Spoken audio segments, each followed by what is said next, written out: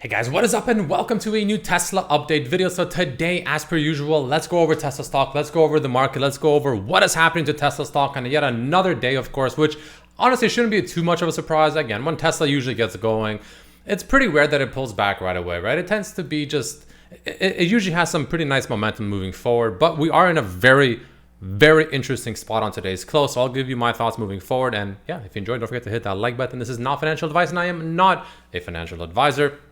And of course, if you enjoy my analysis, thoughts, etc., I do have a membership section on YouTube. That link is down below in the description of the video. If you're interested, for just $2.99 a month, you get access to all my intraday thoughts, posts, updates, etc. on Tesla. And honestly, I've been sharing a lot of bonus stocks lately as well. If you're interested in that, or for $5 a month, you get access to all of that, plus NVIDIA daily updates as well. But jumping into it, Tesla closing the day up a beautiful 3.3%, closing at, we'll just say, just above $269, almost to perfection. It would have been even, honestly, more interesting if Tesla closed at 269.69. That just would have been just super Tesla-like to do. Anyway, jumping into it, let's talk about it. So Tesla is in a bit of a limbo land here. And I say limbo land because it's stuck between two very interesting spots. So the first one, the bullish side, let's go over the bullish side. It's closing, first of all, higher than it has ever before. So obviously this is the third time now it's entering this pretty much like, 260s and obviously even closer to 270 region. But this is the first time it's actually closed the candle in here. So that's obviously a good sign. That's obviously better than these two attempts so far. Obviously, there's still some work to be done, but it's a better attempt so far, which is good. Obviously, the stock is extremely overbought. There's no question about that. But again, overbought conditions, when a stock is essentially short squeezing, you don't want to look at overbought conditions too intently just yet. I mean, it is going to matter, obviously, at some point. But short term, again, the stock just has too much momentum going, at least for now. So, like I said, it did close above these levels pretty well, right? Back here, for instance, got to these rough levels. Couldn't really close a daily candle in there. Even back here, right? When we went to pretty much that high of 271, couldn't close a daily candle, as high at least as this one. Same with the one not that long ago, right? Same idea. We couldn't close these daily candles here.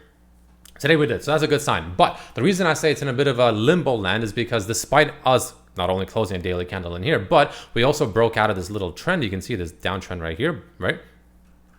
This is a good sign. This is really bullish, obviously. But for some reason, even with this momentum, somehow we're still unable to break 270 to 271. This high was actually 271, so 271 is the level, right? Not 270. Nonetheless, even with all this momentum, why are we still not able to get above that is my question.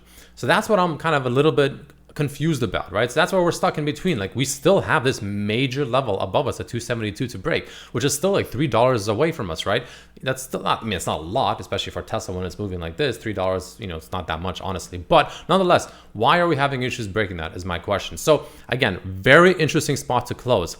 Bullish because we're above this trend line. That's obviously really good. And of course, we're closing higher on the daily than any of these candles before could.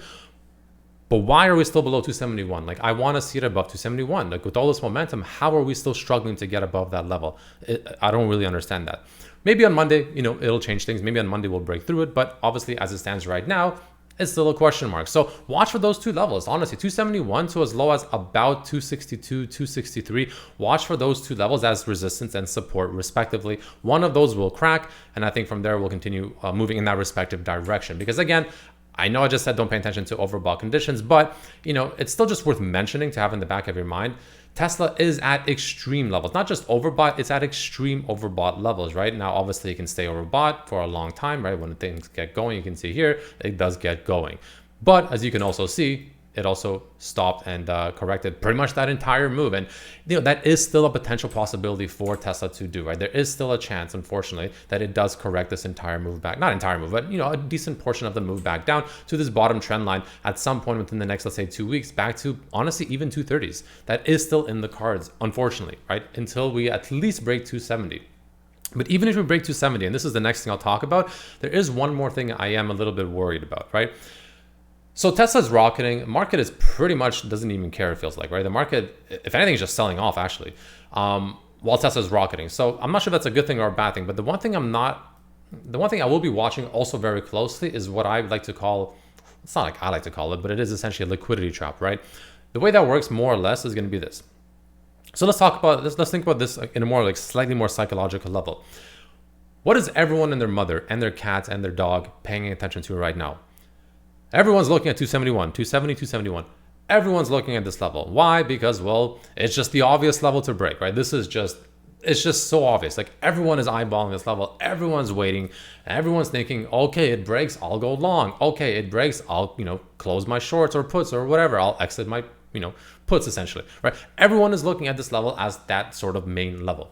Sometimes when a level is this telegraphed and this obvious, I'm not saying this will happen, but sometimes what the market likes to do is it likes to make essentially liquidity traps where, it will go above this level. Tesla will make its way up to maybe even, let's say, closer to 280 or something like that. Like, it will break this level and it will make it seem like a massive breakout is occurring, only to have a liquidity trap to maybe even the same day, or at least within the next couple of days. It pretty much dances around this level and then ultimately breaks back down and ends up marking a top. And congratulations, you just got liquidity trapped up here. The shorts exited, the longs entered, and now they just both lost as it reverses and the market makers take it back down, right? So you want to be really careful with that. Like, that does happen. Like, that is, especially on a stock like Tesla, where there's a lot of eyeballs, especially on that level. It wouldn't be completely unheard of for that theory essentially to, be something that plays out. I've seen it happen many times. I'm not saying this time will happen. Nobody knows if this will happen this time or not. It's just something to, at least in the back of your mind, kind of keep it there, right? And just, remember that is a possibility, right? Just FYI. Now, that's kind of the idea. Now, okay, let's say there is no, witchcraft and there's no liquidity trap. And let's say it just follows the most simple, basic logic possible, right? And let's say it does break above 270, 271. Cool. Next, first level will easily be 280. Above 280, I think we go up to about $300 per share, which are these essentially two pivot points right here. So that's the bullish scenario. Really just plain and simple, that is pretty much the bullish scenario. We go up to those two levels. Again, Tesla will be incredibly overbought if that were to happen, like ridiculously, like super duper extreme overbought. Which is why I'd be surprised if we go up to 300 rather right away. I think personally, 280 could be the main short-term target before we finally get some cool off, before we come back down, maybe, best case scenario back down to this level and now turn this whole range back into support. That could also be a possibility. So we'll see, of course, we'll take it day by day.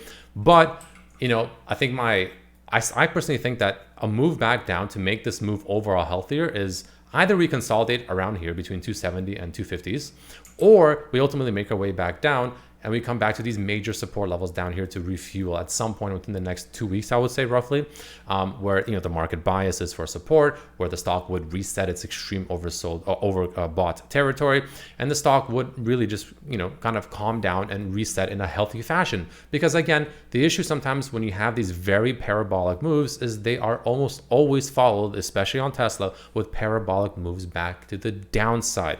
Right? Again, we saw a parabolic move down here and we saw a pretty aggressive move back down. Let me go remove the band so it's not as complicated. Same over here, massive parabolic move, and then we pretty much went back down and retraced half of that very quickly as well. Right? Like Tesla will do these things, right? Same parabolic move, and then we went down pretty aggressively, like pretty quickly on some, pretty large red candles, as you can see, for instance, right here. So I'm just saying, when you have moves that snap up very quickly, especially on Tesla, they will usually snap back down just as fast, right? Because they're essentially, they're not a healthy type of movement, right? A healthy movement would be the fact that we consolidate, we calm down a bit, and the stock refuels, whether it's sideways or back down to like 230s, 240s, like I said. One of those things happens, and then it becomes a healthy move up. If you just snap up like this very aggressively, the snap back down will also usually be aggressive, as you just saw from history. I'm not just making these things up, right? It's just how the stock has behaved in the past whenever these kind of situations happen. So that's just the way I'm looking at it. But like I said, ultimately, watch for the 270, 271 break. Make sure it's not a liquidity trap. 280 will be the first main target, followed by 300, though I would expect us to reject at 280, most likely come back down, turn this range that we're pretty much in right now back into support before we ultimately make our way back up to 300. So it'll be like this, probably consolidate and then make our way back up. Or we do reject from here, maybe get a liquidity trap, make our way back down, fill up these imbalances essentially that exist down here because the stock went up way too parabolically. Bring out the Fibonacci as well if you really want to, and you can also go from this Fibonacci swing low. So let's just say roughly up here, if we find a rejection to this swing high, somewhere around here. And you can see the 618 Fibonacci will be sitting somewhere in the mid 230s, which would be my main target, honestly. If we do end up actually getting a correction from here, that 230s would be my main target, right? And that would be the healthy version.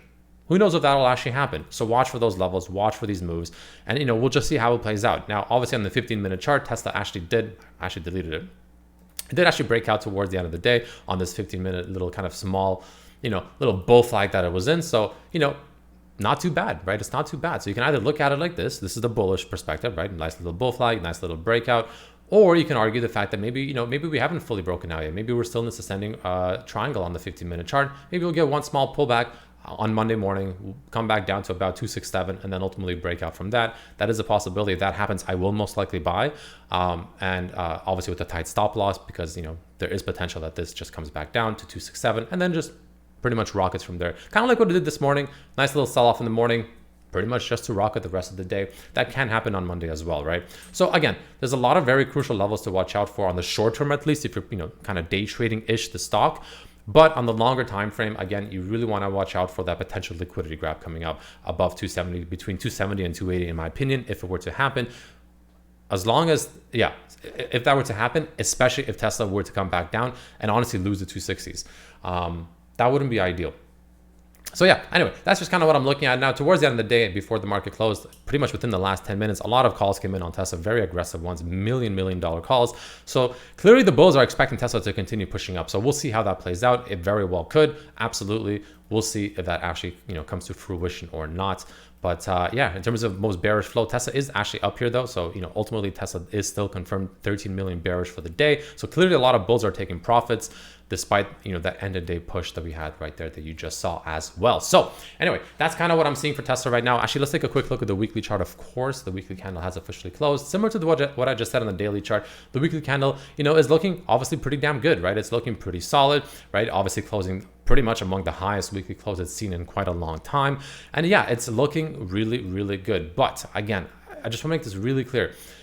This weekly candle back here also looked pretty good, right? Just a very powerful, very strong closing pretty much at the top, right? Similar to exactly how this one's doing. And you can see we had that little push up, which can be that little push up we get early next week even, up to about that 280-ish region. Absolutely. But what did it do after? Ended up being essentially a liquidity grab as well. And it cooled off pretty much the 3 weeks after that, leading into elections. This rough pattern right here can potentially play out right here, where Tesla does push up early next week, sells off, ultimately the next few weeks, maybe around elections, cools off, comes back down to about the 240s, 230s, and then I think it'll make its way back up.